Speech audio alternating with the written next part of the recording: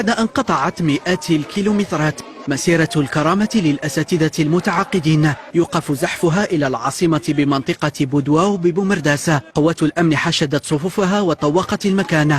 أصوات الاحتجاج تتعالى وتصعيد بالإضراب عن الطعام. منعونا باش نكملوا المسار. احنا القضيه مش قضيه مسار فقط، قضيه تعبير، والصوره يعني خير من 1000 كلمه. هذه الصوره انا نظن احنا نمشوا والله كما رانا هكذا يعني قاعدين، انا نظن باللي الميساج راح يوصل. درنا طريقه جديده اللي هي الاضراب عن الطعام.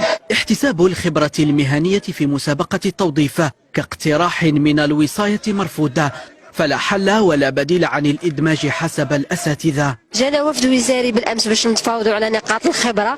احنا ما راناش نطالبوا بنقاط الخبره، رانا نطالبوا بالادماج.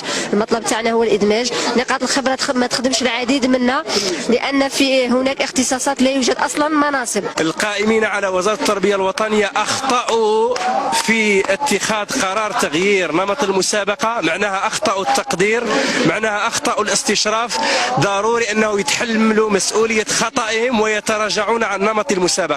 لن يمر الفصل الأخير على التلاميذ مرور الكرام، فاعتصام الأساتذة هنا وتضامن آخرين معهم شل الكثير من المؤسسات التربوية. تخيل انت 15 مدرسه تسير كل 15 مدرسه تسير باساتذه متعاقدين. هذا شيء مؤسف. الان التلاميذ لا يدرسون. الان التلاميذ كيفاش يدرس التلميذ؟ الاستاذ موجود هنا ما عندوش التلميذ راه متوقف عند الدراسه.